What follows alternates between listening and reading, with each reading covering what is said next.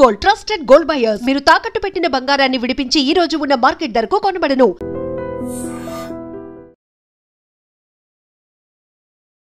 నమస్కారం, welcome to iDream ధర్మ మార్గం విత్ విజిత కార్యక్రమానికి స్వాగతం.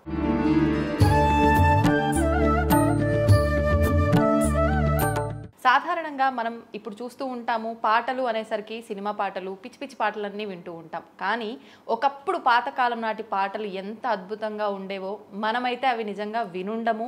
అవి వినిపించే వాళ్ళు కూడా మనకు చాలా తక్కువగా కనిపిస్తూ ఉంటారు ఆ వయస్సు వాళ్ళు. మామూలుగా అంటే పాత తరము అని అంటే ఇప్పుడు మనకు తెలిసినంత వరకు ఒక 50s 60s ఆ జనరేషన్ మాత్రమే పాత తరము అనుకుంటాము. ఆ ఏజ్కి సంబంధించిన వాళ్ళే మన దగ్గరలో చాలా తక్కువ మంది ఉండటము, వాళ్ళతో మనం మాట్లాడటం కానివ్వండి, పాటలు పాడించుకోవడం కానివ్వండి, లేదు అంటే చిన్నప్పుడు అమ్మమ్మలు నానమ్మలు కథలు చెప్పినట్టు వాళ్ళతో మంచి మంచి ఆ స్టోరీస్ చెప్పించుకోవడం కానివ్వండి, ఈ మధ్యకాలంలో ఇవన్నీ మనం చాలా తక్కువగా అయితే చూస్తున్నాము. అయితే ఇప్పుడు నా ముందరున్న వ్యక్తి గురించి చెప్పాలి అని అంటే తను అద్భుతంగా పాటలు పాడతారు. అవి కూడా చాలా పాతకాలం నాటి పాటలు, 40s 50s 60s ఆ జనరేషన్ నాటి పాటలు. అది కూడా ముఖ్యంగా అన్నీ కూడా భగవంతుడికి సంబంధించిన పాటలు, కీర్తనలు, శ్లోకాలు, పద్యాలు ఇవన్నీ కూడా వారు పాడుతూ ఉంటారు. నిజంగా తన వయసు ఎంత అనంటే మీరైతే నిజంగా షాక్ అవుతారు. నేనే అబద్ధం చెప్పినా అనుకుంటారు. 87 సంవత్సరాలు వారి వయస్సు. చూస్తే అయితే అట్లా అనిపించట్లేరు. సూపర్ యాక్టివ్ ఉన్నారు, అంతే అద్భుతంగా పాటలు కూడా పాడుతున్నారు. నేనైతే ఇంటర్వ్యూకి ముందరే మాట్లాడడం జరిగింది వారితో. నిజంగా మనమే కొంచెం యాక్టివ్నెస్లో తక్కువగా ఉన్నామేమో కన్నా అన్నట్టుగా అనిపించింది నాకు. మరి ఇంకా ఆలస్యం చేయకుండా వారితో మాట్లాడి మరిన్ని మంచి మంచి విషయాలు మాట్లాడుకుంటూ వారితో కొన్ని పాటలు కూడా పాడించుకుంటూ మనం ఈ ఇంటర్వ్యూని అయితే ఎంజాయ్ చేసేద్దాం. వారి పేరు ప్రముఖ ఆధ్యాత్మికవేత్త అని చెప్పొచ్చు, సంగీత విద్వాంసురాలని చెప్పొచ్చు. వారే శ్రీమతి ముట్నూరి పావని గారు. ఇంకా ఆలస్యం చేయకుండా వారితో మాట్లాడేద్దాం. అమ్మ నమస్కారం. నమస్కారం అమ్మ, చాలా సంతోషం మిమ్మల్ని కలుసుకున్నందుకు. నాకు కూడా చాలా సంతోషంగా ఉందమ్మా. మీలాంటి పెద్దవారు నిజంగా చాలా తక్కువగా కనిపిస్తున్నారు. ఇప్పుడు మంచి మంచి మాటలు అవన్నీ కూడా కనిపిస్తే అడిగి తెలుసుకోవాలని ఉన్నప్పటికీ చాలా కష్టం అయిపోయింది. నిజంగా కలిసినందుకు నిజంగా నాకు చాలా హ్యాపీ అమ్మ. ముఖ్యంగా మనకి కార్తీక మాసంలో విష్ణుమూర్తి యోగ నిద్రలో నుంచి బయటికి వస్తాడు అని చెప్పి, మళ్ళీ ఏకాదశికి చాలా విశేషం అని చెప్పి, అదేవిధంగా ద్వాదశికి కూడా పారాయణాలు అని, కళ్యాణాలు అని చెప్పి, తులసి కళ్యాణాలు ఇవన్నీ విశేషంగా చేస్తూ ఉంటారు. ఒకసారి వాటి గురించి వివరించండి అమ్మ. విష్ణుమూర్తి గురించి చెప్పాలి అంటే ఇప్పుడు ఆషాఢ శుద్ధ ఏకాదశి నాడు విష్ణుమూర్తి పాలసముద్రంలోకి నిద్ర అనే మిషతో అంటే వంకతో, నిద్ర అనే వంకతో పాలసముద్రంలో నిద్రకి వెడుతున్నారు ఆయన. అంటే ఆషాఢం నుంచి ఇప్పుడు కార్తీక మాసం వరకు 4 నెలలు అవుతుంది. ఇదే యతులు అందరూను చాతుర్మాస దీక్ష అని కూడా చేస్తూ ఉంటారు. ఈ 4 నెలలు ఆయన నిద్ర అక్కడ పాలసముద్రంలో నిద్రపోయి ఈ కార్తీక శుద్ధ ఏకాదశి రోజున, క్షీరాబ్ద ఏకాదశి రోజున ఆయన నిద్ర లేచి రావటం వస్తారు అని. అప్పుడు మన కళ్యాణాలు చేస్తారు. ఉత్తర భారతదేశం ఇప్పుడు కాదు కదా, అది ఆ ఏకాదశి ఉపవాసాలుండి ద్వాదశి రోజున పారణ చేసుకుంటారు. దీనికి మనకు పురాణాల్లో కథ కూడా ఉన్నది, అంబరీషుడు కథ. అంబరీషుడు అనే మహారాజు, ఆయన విష్ణు భక్తుడు. ఆయన ఈ క్షీరాబ్దశి ఏకాదశి రోజున ఉపవాసం ఉంటాడు. ఉపవాసం ఉండి మర్నాడు ద్వాదశి ఘడియల్లో పారణ చెయ్యాలి అనుకుంటున్న సమయంలో దూర్వాస మహర్షి శిష్యులతో సహా వస్తాడు. వచ్చేటప్పటికీ మరి రాజు ఆయన మహర్షి వచ్చినప్పుడు ఆయన్ని గౌరవించాలి కదా, స్వామి అని ఇచ్చేస్తే సరే భోజనానికి పిలవాలి కదా, వాళ్ళకి విందు చేయాలి కదా, సరే మేము స్నానం చేసి వస్తాం ఇదేనని చెప్పి ఆ దూర్వాస మహర్షి శిష్యులను తీసుకుని నదీ స్నానానికి వెళ్ళిపోతుంది. ఈయనేమో పారణ చేయాలి, ద్వాదశి గడియలు వెళ్ళిపోతున్నాయి, ఏం చేయాలో తెలియటల్లా చాలా టెన్షన్ పడిపోతున్నాడు ఆయన. అప్పుడు పండితుల్ని అంతా విచారిస్తే వాళ్ళు చెప్పింది ఏంటంటే అప్పట్లో అంతా కటిక ఉపవాసాలు ఉండేవాళ్ళు. అందుకని వాళ్ళు ఏం చేశారు, నీళ్లు పారణ చెయ్యండి పర్వాలేదు అని చెప్పారు వాళ్ళు. వాళ్ళు చెప్పారు కదా, పండితులు చెప్పారు కదా అని ఆయన పారణ చేయడం ఏమిటి, ఆ దూరాస మహర్షి ఆయన వచ్చేస్తాడు. వచ్చేసేసి అవురా మమ్మల్ని భోజనాలకి విందుకు పిలిచి మమ్మల్ని ఇంత అవమానం చేస్తావా అని ఈయన మీద చాలా దుయ్యబట్టి చాలా ఘోరంగా ఇది చేస్తూ ఉంటే అప్పుడు ఈయన అంతే విష్ణుమూర్తిని ధ్యానం చేస్తూ ఉంటాడు. ఎవరు, అంబరీషుడు. ఆ దూర్వాస మహర్షి ఆయనకేం చెప్పలేడు, కోపాన్ని తట్టుకోలేదు. మరి ఆ కోపానికి తట్టుకోలేడు. ఏం చేస్తాడు, ఇంకా విష్ణుమూర్తే శరణని చెప్పి ఆయన్ని ధ్యానం చేస్తుంటే ఆయన విష్ణుమూర్తి చక్రం పంపిస్తాడు. ఆయన విష్ణుమూర్తి పంపిస్తే దూర్వాసుడు వెంట పడుతుంది అది. అయ్యమ్మో ఈయన పరుగులు మొదలెడతాడు. దూర్వాసుడు పరిగెత్తి ఆ బ్రహ్మదేవుడి దగ్గరికి వెళ్ళి ఇట్లా వస్తుంది ఏమిటంటే ఇక అదంతా చెబుతాడు. తను చేసిన అంటే జరిగినట్టు చెప్తాడు. అటైతే అది విష్ణు చక్రాన్ని మా వల్ల కాదు, మేమేం చేయలేదు పొమ్మంటారు. కైలాసానికి వెళతాడు. అప్పుడు కైలాసానికి వెళ్ళి ఇట్లాగే ఆ కథ అంతా ఆయనకి చెప్పినప్పుడు అక్కడ ఆయన కూడా అదే శివుడు కూడాను అది విష్ణు చక్రం అంటున్నారు. కైలాసమే అన్నా కదా, విష్ణు చక్రం అంటున్నారు, దాన్ని మనమేం చేయలేము, నువ్వు ఆయన దగ్గరికే వెళ్ళి బొమ్మంటాడు. అప్పుడు ఈయన మళ్ళీ విష్ణుమూర్తి పాదాల దగ్గరికే పరిగెత్తుపోతాడు ఈ దూర్వాస మహర్షి. ఆ చక్రం వెంబడిస్తూనే ఉంటుంది. ఆయన దగ్గర వెళ్ళి పాదాలు పడితే నేనేం చేయలేను, నేను భక్తవశుణ్ణి, భక్తులకి దాసుణ్ణి, భక్తులకు వశుణ్ణి, నేనేం చేయలేను దాన్ని కూడా నువ్వు వెళ్ళి అంబరీషుడి పాదాల మీదనే పడమని చెబుతాడు. అప్పుడు ఆయన దూర్వాస మహర్షి వచ్చి అంబరీషుడి పాదాల మీద పడితే ఆ అంబరీషుడికి మరి అది క్రోధం లేదు అప్పుడు చూడండి. మరి అది ఉపవాసం నాడు మంచి ఆకలి మీద కూడా ఉండుండొచ్చు, ఈయన చేసిన దోషం మీద కోపంగా కూడా ఉండుండొచ్చు. కానీ మరి ఆ కార్తీక మాసంలో అసలు సహజంగా కోపం అనేది రాకూడదు కదా మనిషికి.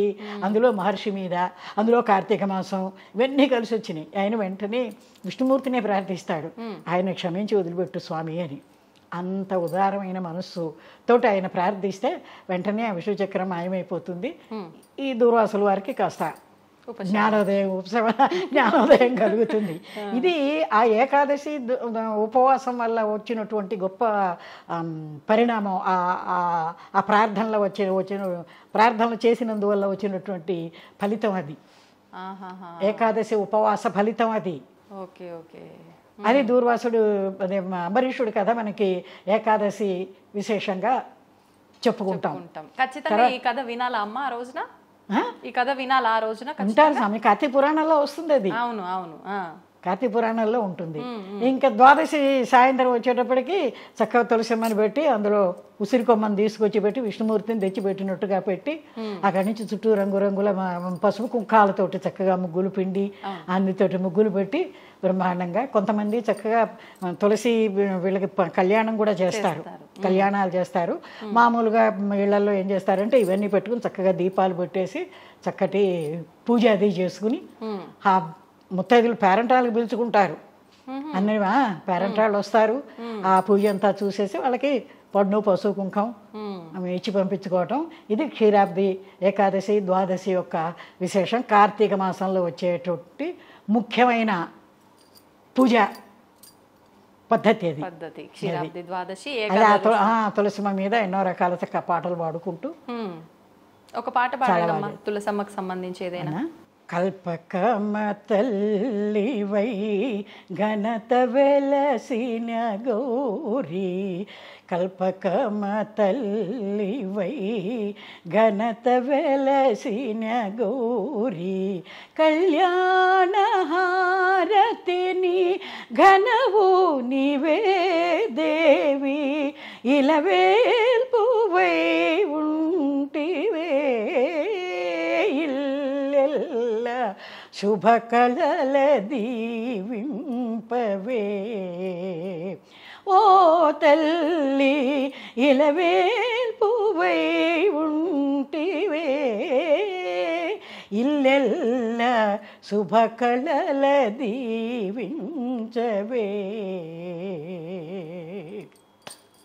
శతకోటి శాఖలును ఫలపుష్ప భరితములు, శతకోటి శాఖలును ఫలపుష్ప భరితములు, ఓ కల్పకమ తల్లి తనువెల్ల ఘుమ ఘుమయే, ఓ కల్పకమ తల్లి తనువెల్ల ఘుమ ఘుమయే, నవ పరిమళమీయవే మా పూజ నవమల్లికలను గొనవే.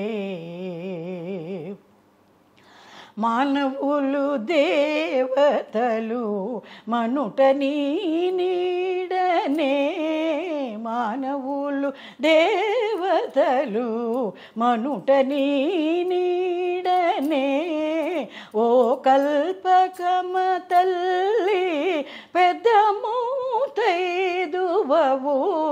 పేరటాల ఊరాగరే, మ్రోకంది ఘన శుభము దీవింపవే, ఓ తల్లి జయముగా దీవింపవే, గై కొనవే జయహారతిని దేవీరో. బాబా బాబా, ఇట్లా ఇంకా ఇంకా అనేక బోరుడు పాటలు అమ్మ తులసిమ్మ మీద పాటలు ఉన్నాయి. అవన్నీ పాడుకుంటూ అంత ఆనందంగా స్త్రీలు గడుపుతారు ఈ క్షీరాబ్ది ద్వాదశి సాయంత్రం తులసి పూజ దగ్గర. తెలియకుండా అంటే ఇప్పుడు పూజలు చేస్తున్నప్పుడు ఏకాగ్రత కలగట్లేదు, లేదంటే మేము ఏమైనా ధ్యానం చేస్తున్నప్పుడు ఏకాగ్రత కలగట్లేదు ఇట్లా మాట్లాడతారు. ఇట్లాంటి పాట ఒక్కటింటే ఏకాగ్రత ఆటోమేటిక్గా వస్తుందమ్మా. నిజంగా ఎంత అద్భుతంగా ఉంది తెలుసా అసలు. అట్లా మీరు మీ గొంతు నొప్పి వస్తుందో లేదో కానీ అసలు మాకైతే వింటా ఉంటే వినాలనిపిస్తుంది. సంతోషం అమ్మా, చాలా చక్కటి పాట పాడారు, అంతే చక్కగా ఆ విశేషం అంతా కూడా తెలియజేశారు. ధన్యవాదాలమ్మా. నాకు చాలా సంతోషంగా ఉంది. ఈ కార్తీక మాసంలో ఈ రోజున మా ఇంటికి వచ్చి ఈ టాపిక్ నా చేత చెప్పించి నన్ను ధన్యురాలని చేశారు మీరు. సాధారణంగా మనం ఇప్పుడు చూస్తూ ఉంటాము, పాటలు అనేసరికి సినిమా పాటలు, పిచ్చి పిచ్చి పాటలన్నీ వింటూ ఉంటాం. కానీ ఒకప్పుడు పాతకాలం నాటి పాటలు ఎంత అద్భుతంగా ఉండేవో మనమైతే అవి నిజంగా వినుండము. అవి వినిపించే వాళ్ళు కూడా మనకు చాలా తక్కువగా కనిపిస్తూ ఉంటారు ఆ వయస్సు వాళ్ళు. మామూలుగా అంటే పాత తరము అని అంటే ఇప్పుడు మనకు తెలిసినంత వరకు ఒక 50s 60s ఆ జనరేషన్ మాత్రమే పాత తరము అనుకుంటాము. ఆ ఏజ్కి సంబంధించిన వాళ్ళే మన దగ్గరలో చాలా తక్కువ మంది ఉండటము, వాళ్ళతో మనం మాట్లాడటం కానివ్వండి, పాటలు పాడించుకోవడం కానివ్వండి, లేదు అంటే చిన్నప్పుడు అమ్మమ్మలు నానమ్మలు కథలు చెప్పినట్టు వాళ్ళతో మంచి మంచి ఆ స్టోరీస్ చెప్పించుకోవడం కానివ్వండి, ఈ మధ్యకాలంలో ఇవన్నీ మనం చాలా తక్కువగా అయితే చూస్తున్నాము. అయితే ఇప్పుడు నా ముందరున్న వ్యక్తి గురించి చెప్పాలి అని అంటే తను అద్భుతంగా పాటలు పాడతారు. అవి కూడా చాలా పాతకాలం నాటి పాటలు, 40s 50s 60s ఆ జనరేషన్ నాటి పాటలు.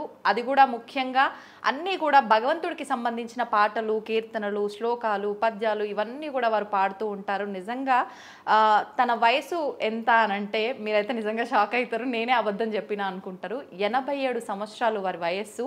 చూస్తే అయితే అట్లా అనిపించట్లేరు, సూపర్ యాక్టివ్ ఉన్నారు, అంతే అద్భుతంగా పాటలు కూడా పాడుతున్నారు. నేనైతే ఇంటర్వ్యూకి ముందరే మాట్లాడడం జరిగింది వారితో.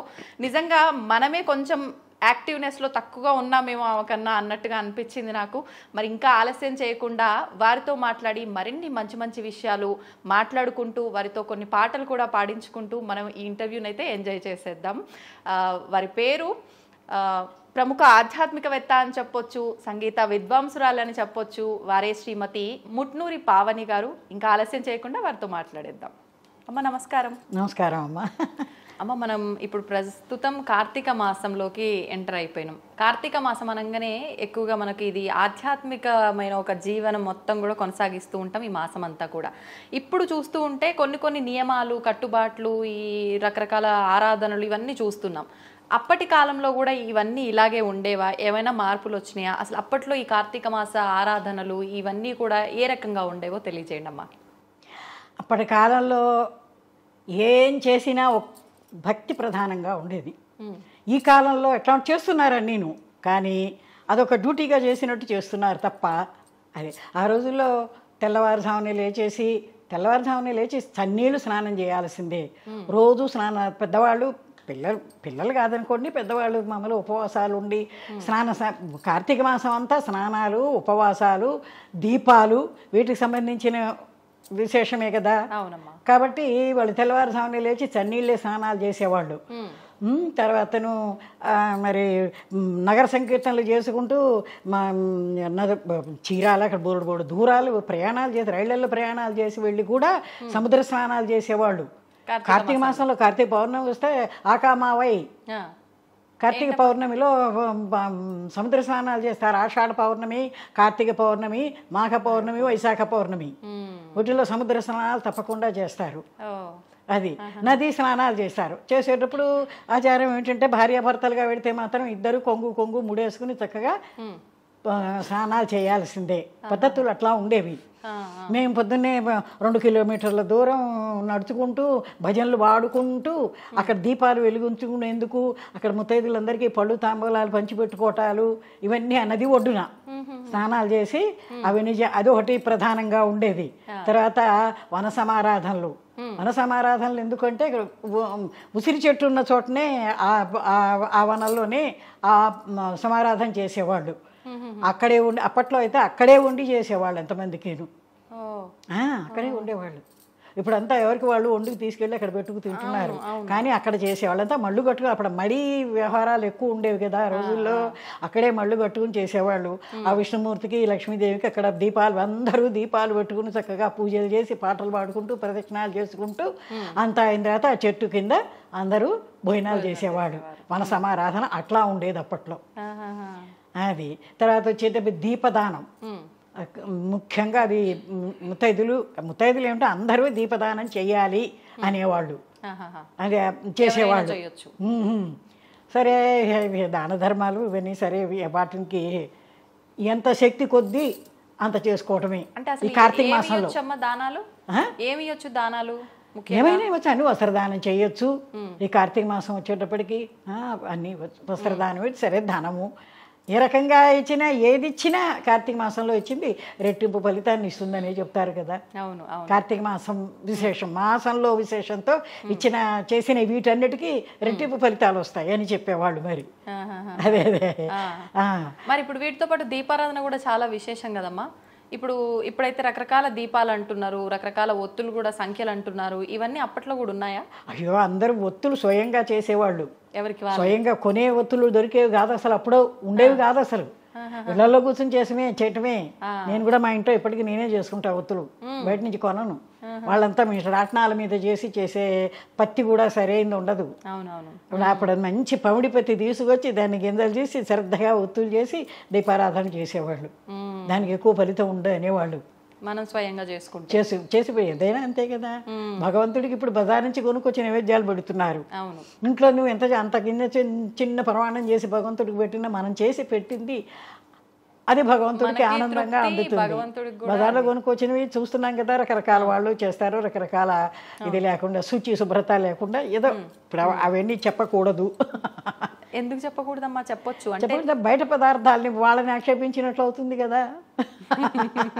అందుకని అవి సామాన్యంగా నేనైతే అందరికీ చెబుతూ ఉంటాను. బయట నుంచి నేను మా ఇంట్లో భజన పెట్టుకుంటా. ప్రతి నెలలోనూ మా ఇంట్లో ఉండేది భజన.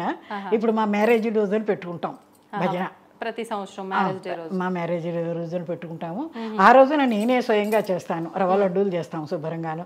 అందరికి పండు తాంబాలం పసుపు కుంకం ఇవన్నీ ఇచ్చుకోవటం అట్లా. కాబట్టి ఇవన్నీ స్వయంగా భగవంతుడికి చేసి వాళ్ళు పెట్టేవాళ్ళు, నైవేద్యాలు పెట్టేవాళ్ళు. మన సమారాధనలో అలాంటివి జరుగుతూ ఉండేవి. తర్వాత నుంచి ఆకాశ దీపాలంటే గుళ్ళో ఆకాశ దీపాలంటే అవి చూడటానికి వెళ్ళేవాళ్ళు. గుళ్ళల్లో పెట్టేవాళ్ళు ఆకాశ దీపాలు. ఈ నెల రోజులు సాయంత్రం పూట అది ఆకాశ దీపం వెలిగిస్తారు అక్కడ. ఇవి కాక కార్తీక మాసం వచ్చాడు గుళ్ళల్లో పురాణాలు, కార్తీక పురాణం పండితులు వచ్చి చెప్తుంటే పిల్లల మా పెద్దవాళ్ళతో వెళ్ళి మేము కూడా అప్పుడప్పుడు వింటూ ఉండేవాళ్ళం.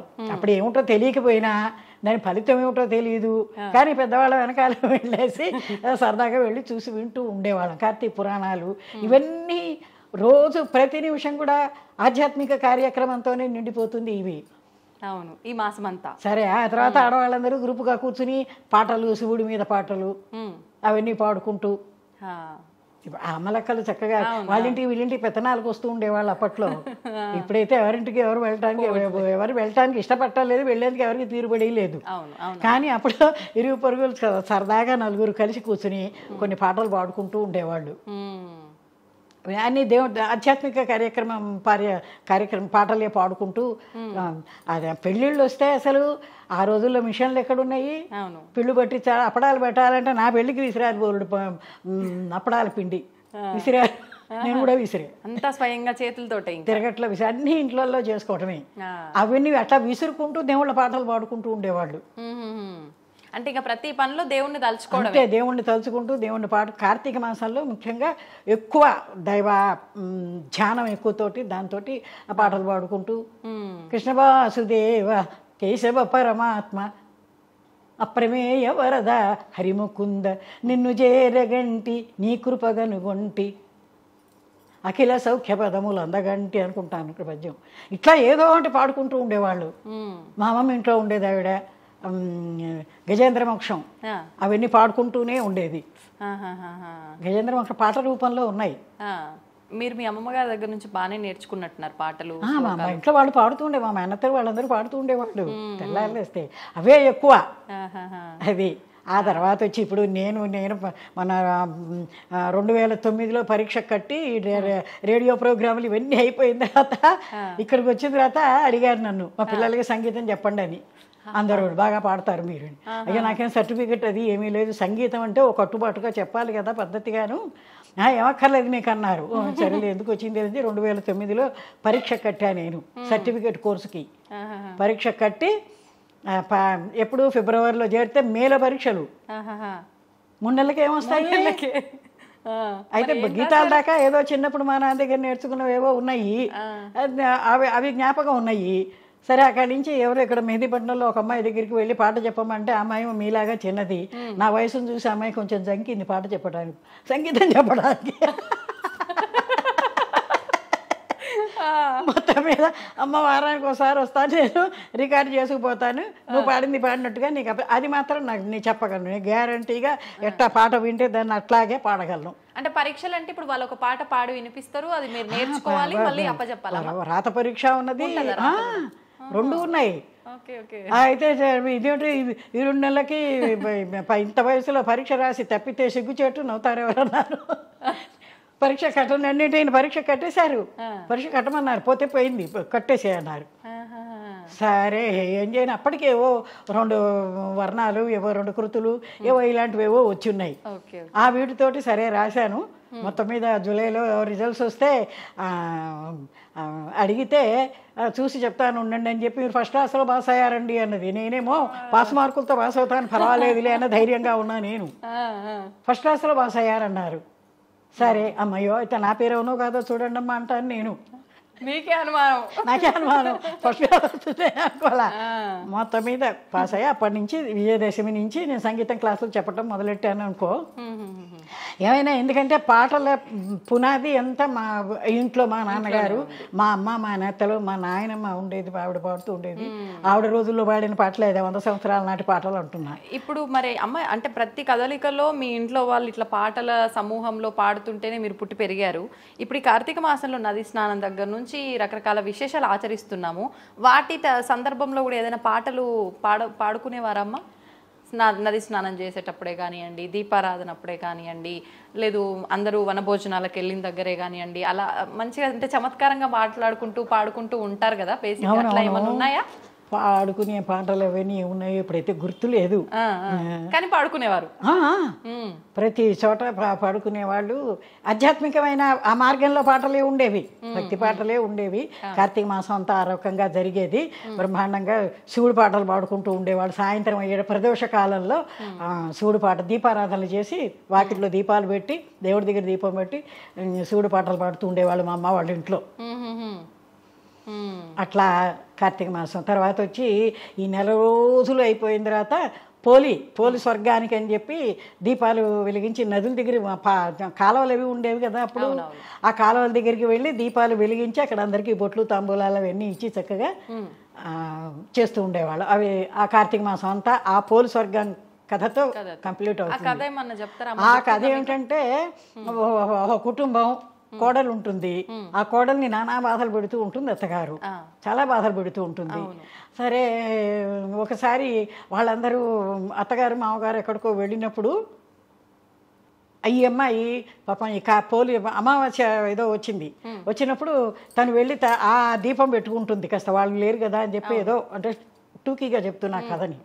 వాళ్ళు లేరు కదా అని ఆ దీపం వెలిగించుకుని భక్తిగా నమస్కారం చేసుకుంది. ఆ పోలి స్వర్గానికి వెళ్ళే ఇది పెట్టుకునేటప్పటికీ దాని ప్రభావం వల్ల వాళ్ళ అత్తగారు వాళ్ళలో కొంత మార్పు వచ్చి తన్ని ప్రేమగా చూసుకోవటం, ఆ కుటుంబం చక్కగా జరగటం అనేది ఆ కథలో ఉన్న సారాంశం. ఓకే. అది అంటే ఏదో రకంగా దీపారాధన అనేది ఖచ్చితంగా దీపారాధనకు ఉన్న మహాత్మ్యం, అది దీపారాధనకు ఉన్న గొప్పతనం అది. ఆ రకంగా ఓకే. అది అంటే ఎటువంటి సందర్భాల్లో కూడా మనము భగవంతుణ్ణి నిర్లక్ష్యం చేయొద్దు, పరిస్థితులు ఎలా ఉన్నా మనం చేయకూడదు. అది లేదే మనది ఉన్నది, ఆయన ఇది లేని మనం చేయగలుగుతుందా ఇవాళ మనం ప్రోగ్రామ్ చేయగలిగే వాళ్ళం. అంతే అంతే అమ్మా, అది తప్పకుండా ఉండాల్సింది.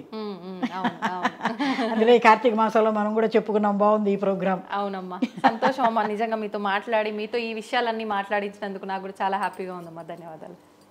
నమస్కారం. నమస్తే.